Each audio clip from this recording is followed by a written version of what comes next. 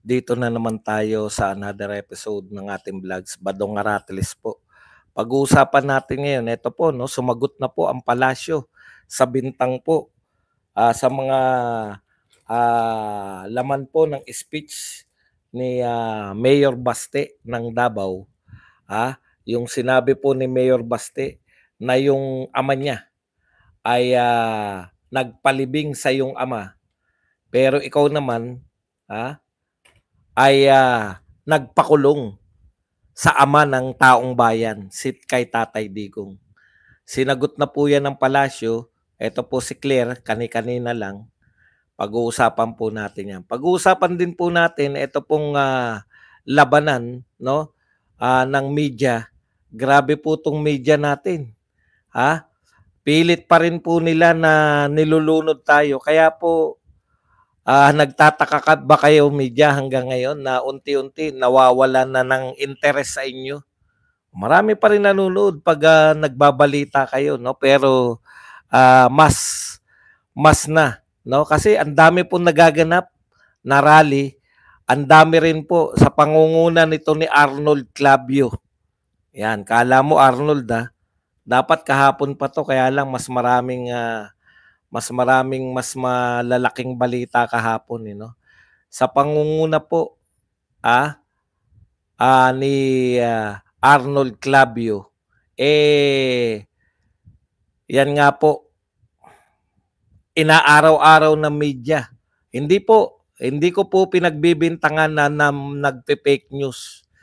Pero ang ginagawa po nila, namimili po sila ng balita. No? Namimili po sila ng mamaya bibigyan ko kayo ng halimbawa. Okay? Matindi talaga to kay Igan.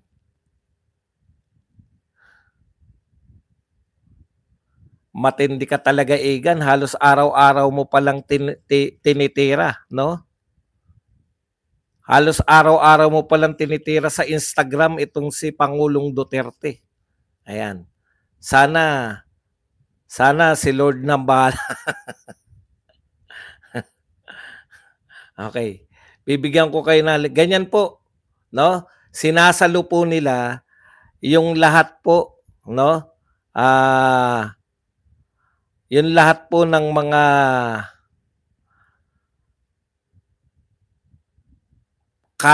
pagkalat po ng pakikisimpatya ng mga mamamayan. Pakikisimpatya ng mamamayan sa iba't ibang parte ng mundo. No? Gusto nilang pigilan yan sa pamamagitan ng kontrabalita. Okay. Yun po pala mas importante, yung kontrabalita. Yan ang mga pag-uusapan natin. At syempre kayo rin po, marami pa po kayong mas alam, no, na pangyayari, lalo na yung mga nasa ibang bansa. Mamaya po sa mga tanungan portion natin, sabihin nyo lang po kung taga saan kayo at kung meron po bang rallying nagaganap dyan. Pati mo po sa mga iba't ibang probinsya. Kasi po wala na po tayong aasahan dito sa mga taga-media na karamihan ay nakabase sa Maynila, no? Wala po tayong aasahan na ipapakita nila sa buong mundo na malawak po ang kilos protesta narito sa Pilipinas. Kaya miski kayo, naghahanap pa rin. Yan po. Ang pagkakaiba po, no? Makikita nyo po kung sino na po talaga yung tunay na nagbibigay sa inyo ng balita at kung sino po yung nagpapalabo ng mga balita. Yan ang mapag-usapan natin, pero bago yan, pindot na. Okay. Pag-usapan na po natin, no? Eto po, kahapon nagsalita po at galit na galit si Baste. Lahat naman po galit na galit ngayon. Ngayong mga panahon na to, lahat ng mga Duterte supporters, naaawa kay Tatay Digong, naiiyak tayo sa kalagayan ni Tatay Digong, pero galit na galit tayo sa gobyerno na gumawa nito kay Tatay Digong. Ito po, kung papansinin po natin, sabi po ni Baste, pinapalabas po ni Baste, pinamumukha ni Baste na yung ama ko ang nagpalibing sa ama mo. Pero ikaw ang nagpakulong sa aking tatay. Alam niyo po, hindi naman sinasabi na wag litisin si Pangulong Duterte. Wala po sa aming nagsasabi na wag litisin. Kasi may nagrereklamo eh. Di po ba? No, alangan naman pagkaitan mo. Pero itama niyo po, no? Kasi kayo pa eh. Ang problema kasi, gobyerno pa. Okay. Ngayon, ang nakakabwisit, ang mga katulad nito ni Claire, na kala mo kaya niyan linlangin. Ito po ang sinabi ni Claire. As early as 2016, dati pa po senador ang Pangulo. Ngayon nagpasalamat na po ang Pangulo, 2016 pa. O nagpasalamat na raw sa Supreme Court na nagbigay ng desisyon. Ba, hindi pa. Akala ko nagpasalamat sa mga Duterte. Ayun. Ulitin natin ha. As early as 2016, dati pa po senador ang Pangulong ngayon, nagpasalamat na po ang Pangulo, 2016 pa po sa Supreme Court na nagbigay ng desisyon na dapat ilibing ang kanyang ama sa libingan ng mga bayani. Inuna pa talaga yung Supreme Court eh, no? Noon pa po sila nagpasalamat at sinabi nga nila forever silang tatanaw ng utang na loob sa napakagandang gesture ng dating Pangulong Duterte. Tingnan niyo po kung paano siya maglaro ng words, no? Sinasabi niya, nagpasalamat na sa Supreme Court dahil sa desisyon na ipalibing. Nagpasalamat din siya sa magandang gesture. Magandang gesture lang. Si Duterte ang nagpalibing sa tatay mo. Tigas na mukha nyo.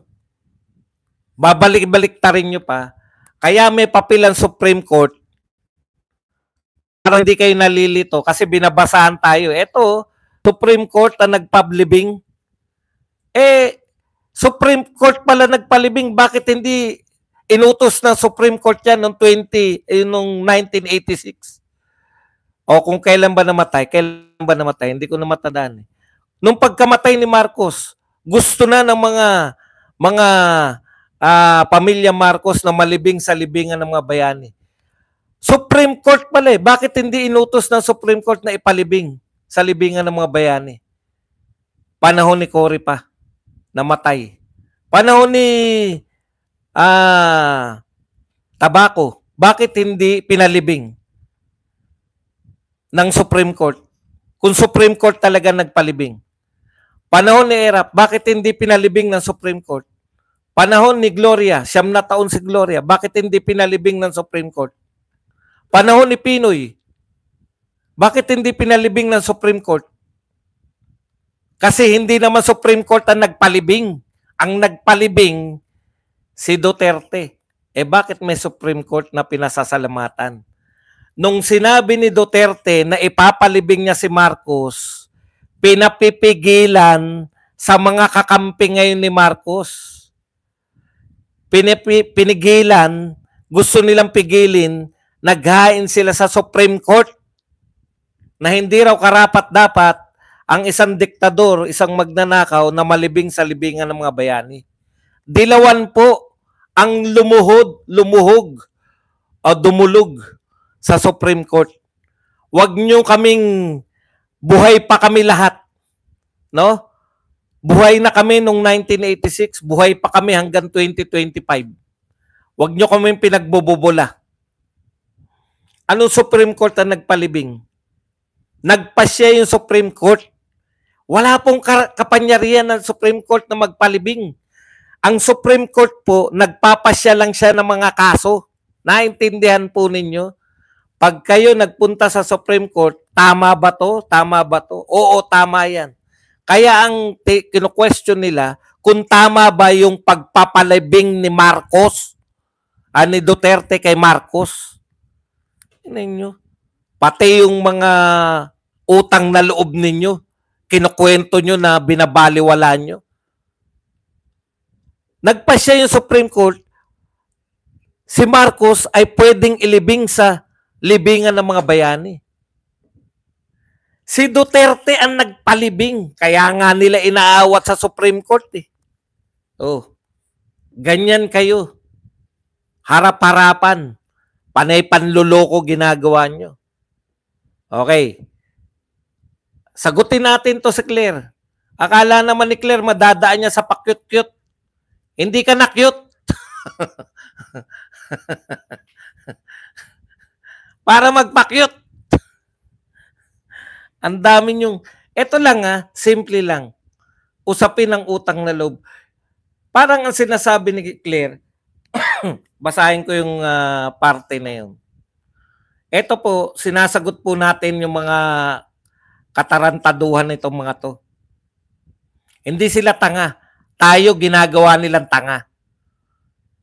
Tayo ang ginagawa. Ito po sabi ni Claire, hindi po dapat mahinto ng utang na loob ang pagpapatupad ng batas.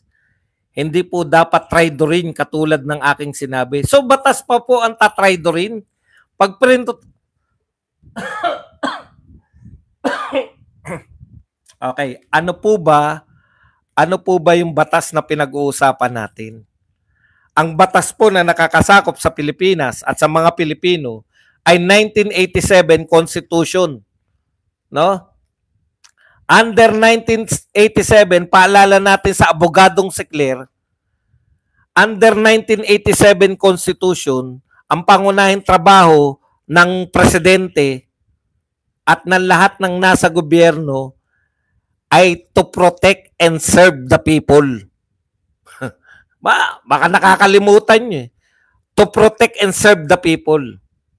Igalang ang mga karapatan under the Constitution. Sinasabi ni Claire, mas mahalaga ang pagsunod sa batas kaysa sa utang na loob. Hindi naman namin sinabi na tumanaw pa kayo ng utang na loob. Wala naman kayo nun. Di ba? Kasi po, kung pagtanaw rin lang ng utang na loob, hindi nyo po sisimulan yung mga lintik na investigasyon na yan. Kay BP Sara na wala namang katuturan. Hanggang ngayon, yung 125 pa rin. Dito na muna tayo. Baka malito na naman tayo. Ay, lintik na ubo. Inom tayo ng kape. Nakalimutan ko magdala ng kape. Putya, inaano ko na ngayon si Thanos na .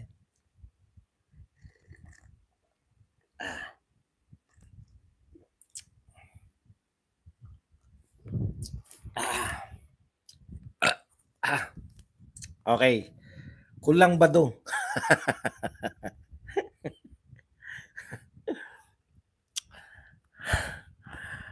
Inaamin nyo na wala na kayong utang na loob. Kasi, di ba? Alam nyo po yung may mga utang na loob. Kung mga simpleng bagay, palalagpasin mo na dahil sa utang na loob, di ba? Wala silang utang na loob . Wala po sila nun . Okay. Isa pa. Batas. Anong batas yung sinasabi nyong inunan nyo? Anong pagpapatupad ng batas yung inuunan ninyo? Saan mababasa sa konstitusyon ng Pilipinas na pag nagkasala ka, hindi po natin sinasabing wag muna tayong sa walang kasalanan. Kasi may nagbibintang sa kanya . Sila Aling Sheila, pinagbibintangan . Si Aling Sheila, pinagbibintangan si Duterte na biktima yung anak niya na EJK. Okay. Ngayon, asan nakalagay sa batas, Claire, ng Pilipinas na pag ang isang Pilipino, wag na munang presidente wag na munang dating presidente saan nakalagay sa 1987 Constitution ng Pilipinas na pag ang isang pangkaraniwang tao, isang Pilipino na lang, pag ang isang Pilipino nagkasala sa Pilipinas, ibig sabihin, allegedly, ginawa niya yung krimen sa Pilipinas at ang mga biktima niya, allegedly, di umano, ay mga Pilipino at naganap ang krimen sa Pilipinas at siya ay Pilipino, walang involved na ibang lahi, naganap sa Pilipinas, narito yung mga biktima, ang mga kasabwat niya ay mga kapwa Pilipino. Saan nakalagay sa batas na ang taong ito ay dapat kidnapin at litisin sa ibang bansa? Sige. Anong sinasabi mo mas matimbang ang mas matimbang ang pagsunod sa batas sa bakit takot kayong litisin si Duterte dito? Bakit kagyat? No? Ni hindi nakatapak si Duterte sa labas ng airport. Dinala nyo na doon sa ibang bansa. Sige, asan dyan? Magbasa kayo na isosurrender sa ICC. Sa International Court ang isang Pilipino na nagkasala sa Pilipinas, gumawa ng kasalanan sa Pilipinas, at ang mga biktima ay kapwa Pilipino. Basahin ninyo na ang dapat maglitis ay ICC. Kaninong batas yung pinatutupad ninyo? Eh yung ICC nga mismo, yung sarili nilang rules. Wala silang pakialam kung nilabag yung sarili nilang rules. Alam nyo po sa proper court, pag hindi maayos yung pag-aresto, may kasalanan ha. Halimbawa, may kasalanan yung tao. Hindi mo nabasahan ng Miranda rights. Hindi mo nasabi na ikaw ay dinadakip namin. Ganon. Tapos napatunayan yan na hindi mo sinabi yan. Lalaya yung tao dahil mali yung paraan mo ng proseso. Makikita natin na itong ICC na to ay kangaroo court.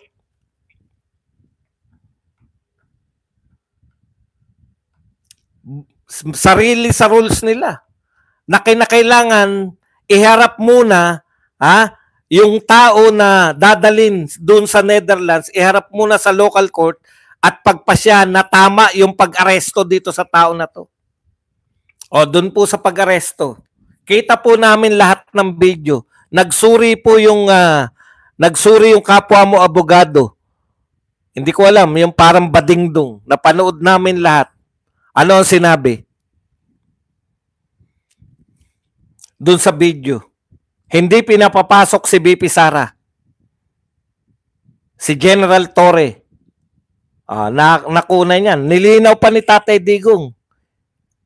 I-clear mo na hindi mo pinapapasok yung aking anak. Kasi yung anak ko yan, yung abogado ko. Saan batas na pwede kang tangayin sa ibang bansa na hindi mo nakakausap yung abogado mo? Naroon po si BP Sara sa labas ng Villamor Air Base. Handang makipag-usap sa kanyang kliyente. Hindi pinapasok. By order ng kung sino. Tapos sasabihin nyo ngayon, dapat mas matimbang yung pagsunod sa batas kaysa sa utang na loob. Wala na nga kayong tinatanaw na utang na loob. Ayaw nyo pa rin sundin yung batas para sa Pilipino.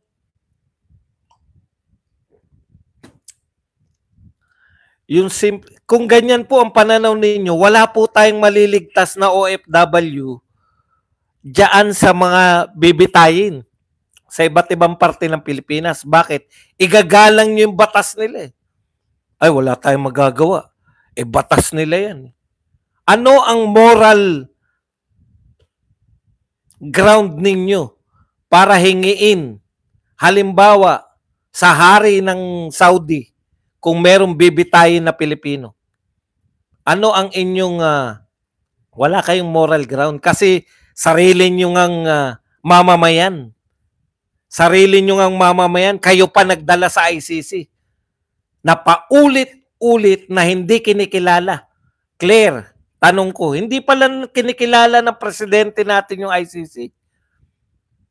Matagal na tayong wala. In fact, ngayon po sineselebrate natin. Sineselebrate po natin ang ika-5 taon, 2019. Ala, nalito na ako. Ika-ilang taon ba? Nang pag-alis natin sa ICC. Teka lang, titignan ko lang yung petsa. 6 years. 6 na taon na tayo. Tignan nyo 6 na taon na tayo. wala sa ICC. Ibig sabihin, 6 na taon na silang walang jurisdiction. Hindi, 2019. Kung wala silang jurisdiction sa Pilipinas, bakit nila lilitisin yung dating Pangulo? Claire, sabi mo, ina-uphold ninyo ang law. Anong law ang nagsasabi na pwede kang litisin ng walang jurisdiction sa'yo? Hindi po ako abogado, hindi ko kayang makipagdiskusyon ng mga tuldok kama dyan sa mga batas. Pero napakasimple lang po. Sineselebrate natin ngayon yung 6 years ng pagkalas natin sa ICC. Tanong ko lang, hanggang ngayon ba hindi pa ba effective yung pagkalas sa ICC?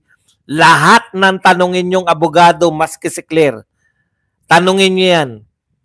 Kung effective na ba yung pagbaklas natin sa ICC, sasabihin niyan effective na. Noon pang 2020. 1 taon lang eh. Buhat ng bumaklas eh. Kung bumaklas na pala tayo, bakit lilitisin yung dating Pangulo? Wala na pala silang jurisdiction. Claire, abogado ka. Sabi mo, hindi po dapat mahinto ng utang na loob ang pagpapatupad ng batas. Huwag na yung utang na loob. Ipatupad nyo na lang yung batas natin. Huwag kami. Huwag nyo kami pinagbubula lagi araw-araw. Mabobolan nyo kami minsan, pero hindi araw-araw. Ang epekto niyan, ang unang casualty, yung mga senatoriables nyo. Nakikiusap sila. Huwag nyo pong tignan yung botohan bilang pro Marcos at pro Duterte. Kita mo na. Tignan daw sila sa mga magagawa nila, hindi yung, putya, kahit tignan kayo sa magagawa, lahat kayo nakapaglingkod na, wala naman kayong nagawa para sa amin. In fact, yung kaisa-isang Pangulo, na may nagawa para sa Pilipinas, na maraming nagawa para sa Pilipinas, yun pa ang inyong inabdak. Ayon po to sa mga magagaling na abogado, si Medaldea, si Roque, si Bibi Sara. Kinidnap ninyo si Tatay Digong para litisin dun sa ICC.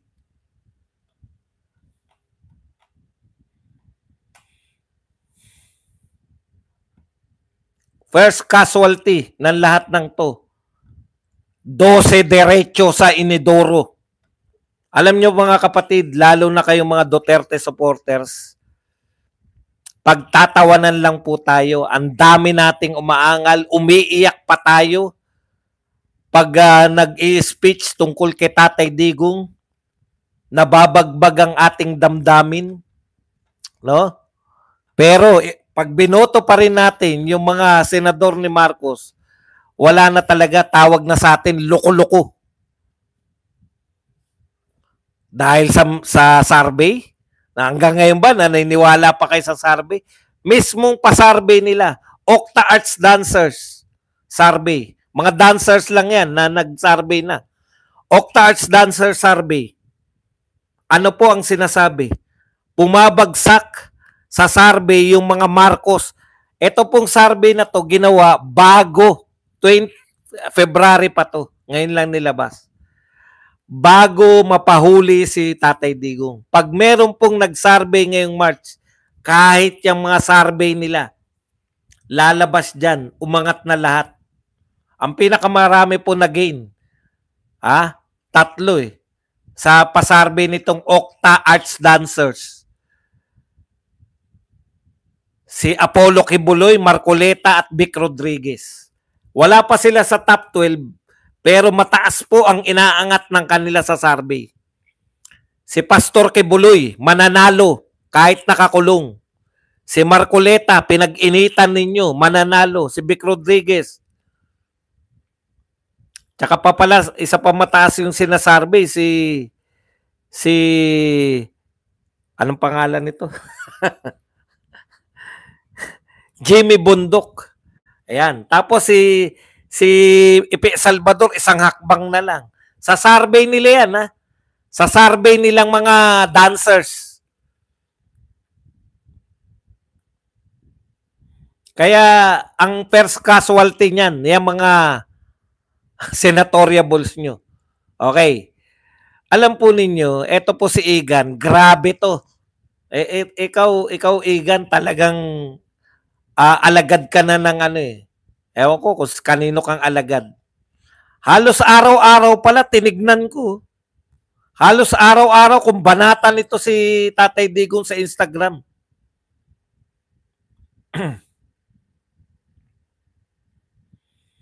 Pati po yung sinasabi ni Medaldea na debilitating medical issues. May medical issues po si Pangulong Duterte. Tapos pinupost ni Igan. Alam nyo, duwag tong si Igan eh. Magpo-post lang yan, hindi pa direkta. No? Hindi direkta yung ano na yan. Hindi yan direkta kung bumira. Laging papapyaw. Yan. Ipopost niya lang, Medaldea. Sinabi raw ni Medaldea na debilitating medical issues. Alam po ng taong bayan, nung pinapakita po na halos garalgal, nangungongo po si Tatay Digong. Awang-awa po kami. Sa mga rally, nakikita namin yan. Pag naglalakad si Tatay Digong, ngayon, ang pinalalabas nito ni Igan, Arnold M. Clavio, ang pinalalabas niya, tama yung ICC. Fully mentally aware and fit. Fit na fit daw si Tatay Digong para ikulong dun sa detention center, para mag-attend ng mga umattend po ng anong tawag diyan, hearing. Fit daw si Tatay Digong. Fit pala eh. Bakit pinayagan ninyo na video conference lang? Ako wala, katulad ng sinasabi ko, hindi ako abogado, hindi rin lalo ako doktor. Pero ini-imagine nyo ba? No? Ini-imagine nyo ba yung sinasabi nyo na fit si Tatay Digong? Bakit hindi pinaharap sa korte? Bakit by video conferencing lang? Mismo yung judge, takot siya na baka matigok dun si Tatay Digong habang nagsasagawa sila ng hearing. Kaya naroon lang siya sa video conferencing. Hindi nyo kami maluloko. No? Gaano ka-fair yung ICC? 1 hour before lang nakausap ni Medaldea si Tatay Digong. Paano kayo magiging fair? Ang tagal na ni Tatay Digong, hinahanap pa ni Medaldea nung mga nagdaang araw. Hindi pinapakita sa kanila. Hindi pinapakita sa abogado. Anong fairness dyan sa ICC niyan? Gusto nyo magmukha tapos ilalive ninyo. Gusto nyo magmukha na hindi handa. Pero napahiya kayo. Dahil sinabi ni Medaldea sa buong mundo at pinag-uusapan ng international press, hindi ng press ng Pilipinas ha. Kasi iba pinag-uusapan dito eh. Yan ang mga pinag-uusapan nila Igan eh. Kino-question nila. Meron pa ritong sinabi tong Igan na to eh.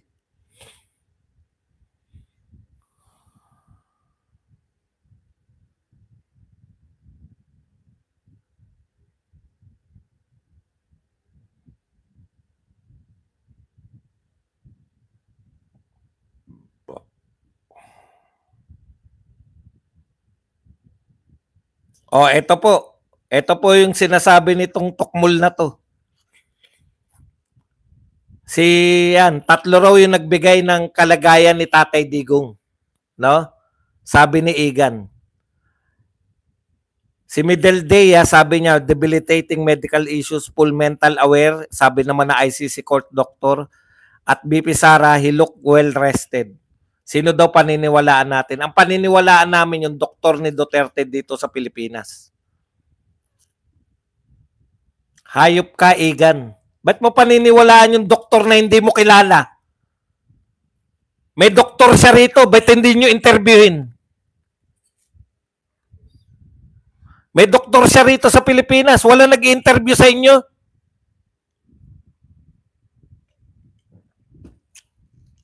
Ako po, hindi doktor, hindi ako doktor, hindi ako abogado. Logic lang tayo bilang mamamayang Pilipino, may karapatan tayo mag-isip.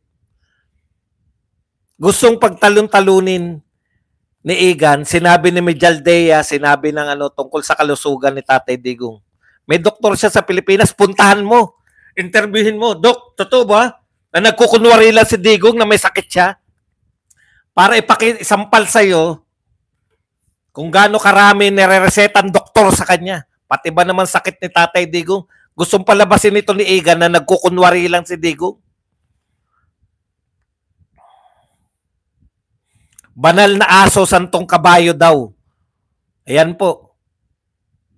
Ito pa mga sinasabi. Bakit banal na aso at santong kabayo? Ito po yan eh. Oh. Ito yung sinasabi ni Igan dyan.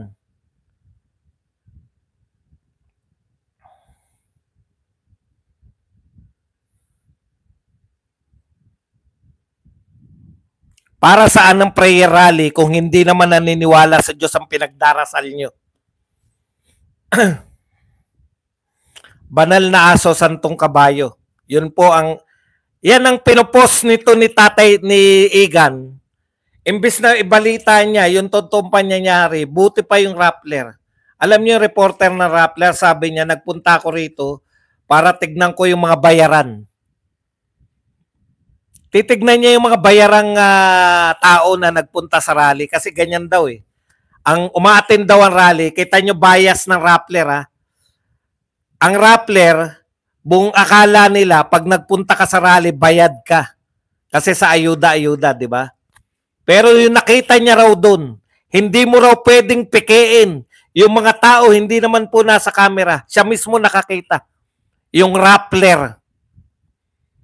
Yung Rappler reporter, nakita niya mismo. Walang camera nakatutok, nag-iiyakan lahat ng taong umaattend sa prayer rally. Yung iyak ng tao, hindi po yan. Sabi ng Rappler reporter, di siya naniniwala kay Digong, pero yung iyak ng tao, hindi yan nababayaran. Pupunta ka. Pinunta niya ron, titignan niya kung paano, ano itsura ng mga taong bayaran. Pero nakita niya nag-iiyakan. Nag-iiyakan yung mga supporter ni Tatay Digong. At na-realize niya yung iyak ng tao, hindi yan binabayaran. Akala niya siguro, yung reporter na yun nagpunta ron, peke yan, yung mga umiiyak-iyak na yan. Lahat ng tao umiiyak. Hindi na peke ito. Walang bayaran. Ang konklusyon niya, pero sa totoo, anti-Duterte pa rin siya. Pero ang konklusyon niya, hindi nababayaran yung luha, yung emosyon ng tao. Pumunta ka ron, Arnold Clavio. Pumunta ka sa mga rally ng Duterte nang maramdaman mo yung galit, yung awa, yung totoong luha. Natouch ako dun sa sinabi ng Rappler reporter. Alam natin yung mga Rappler, siguro tatanggalin na yung reporter na yan. Eh hindi, bumawi naman siya bandang uli. Binanatan niya pa rin.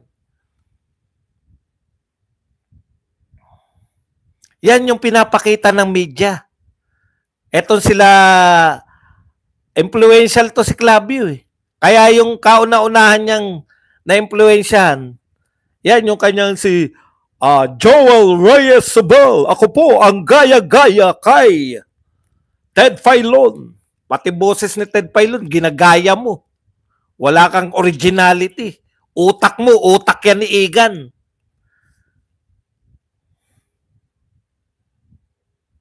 Banal na aso raw, santong kabayo daw tayong lahat, sabi ni Igan. Dahil nagdadasal daw tayo, yung pinagdarasal natin, hindi naniniwala sa Diyos. Pati paniniwala ni Tatay Digong, Alam mo, ano pala ang naniniwala sa Diyos? May pinagkatiwala sa iyo is galing sa malagim na karanasan na nagngangalang Sara Balabagan, minor de edad, may asawa ka, minor de edad, ang naniniwala sa Diyos. Huwag ko nang ituloy. Alam nyo na lahat ang istorya. Sino ang santong kabayo at banal na aso? Si Tatay Digong ba nagkunwaring religious ako? Si Tatay Digong ba nagkunwari na paladasal siya? Doon na kami sa Palamura.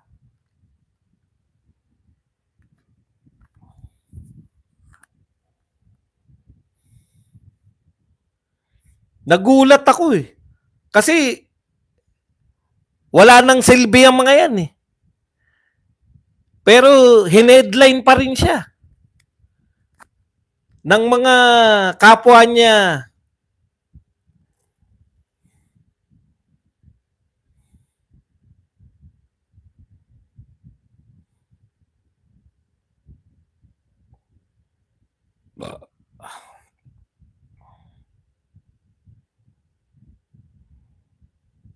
Banal na aso daw.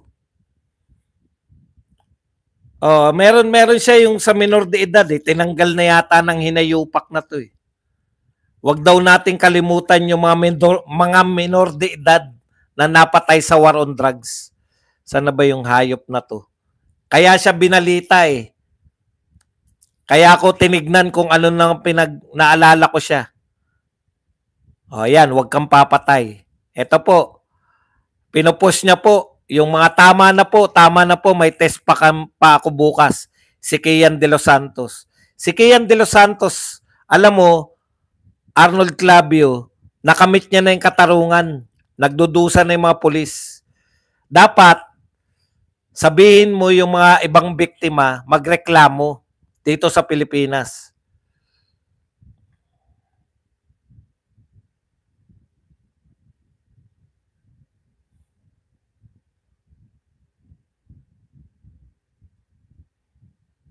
At saka Mary Grace Piatos. Okay. Yan po ang ating media rito. International media, sikat na po si Tatay Digong. Pinag-uusapan kung kidnapping ba yung ginawa o ano. Hindi rin natin kakampi international media pero international na po yung kahihiyan.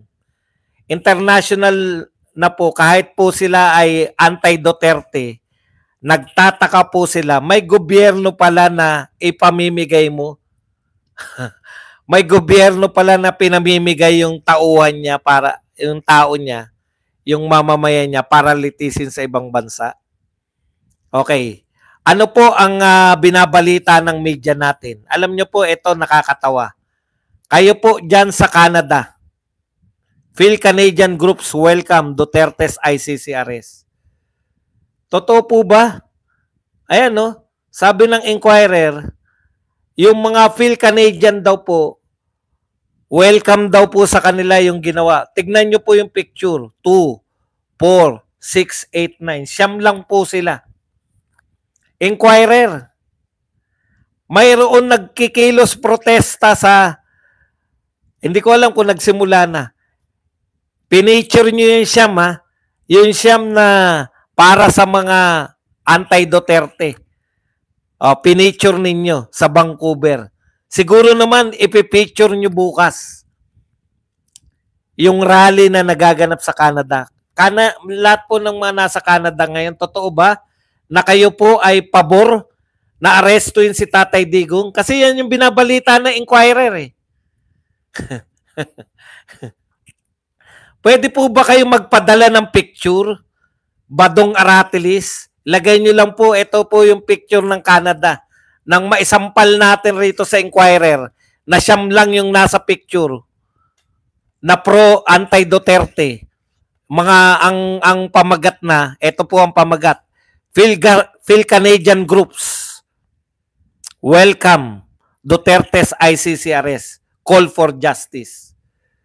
Magparamdam kayo, Canada. Aba, dito sa Pilipinas, binabalita ng Inquirer na wini-welcome nyo raw.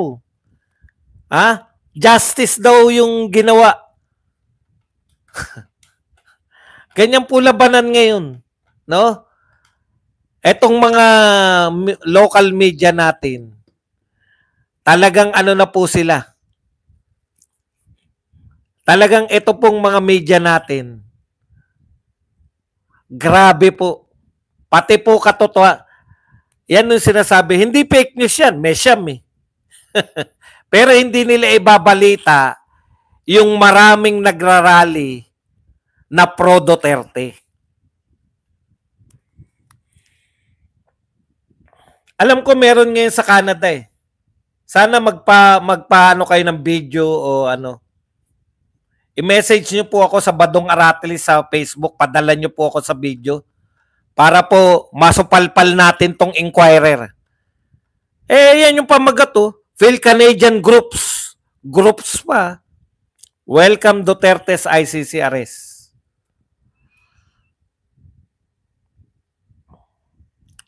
Inquirer.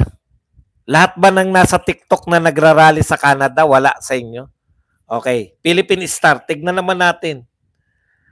Kamote, Mango on the list. More dubious names found in OBP. Hindi pa rin pala kayo tapos sa... Ang balita nyo pa rin, ganun pa rin. Hindi pa rin kayo makaraos sa Kamote, Mango on the list. More dubious names found in OBP Confidential Fund. Confidential Fund pa rin. Pinahuli na, nagpo-protesta na ngayon ang mga buong mundo. Lahat ng mga Pilipino sa iba't ibang mundo. Nagpo-protesta na ngayon. Kayo, naghahanap pa rin kayo ng mga alias. Wala po nagbalita ng Japan. Hindi po nila binabalita yan. Ang nagbabalita nga po sa social media, sabi nyo nga, nasa TikTok, nasa Facebook, nasa YouTube, nasa X. Pero wala sa laman ng mga dyaryo natin. Ano nasa laman? Yung siyam na wini-welcome daw nila.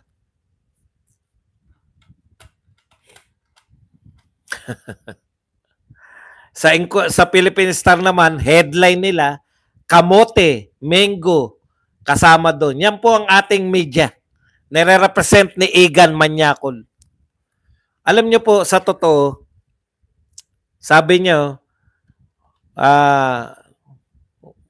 sumakit na bato ko rin sa hayop na yan. Punta na po tayo rito sa ating ano. Thank you very much muna sa nagpa-member. Lloyd Clamor. Yan. Sakit ng bato ko. Naknam po pa. Ay! Mga buwisit itong mga media natin.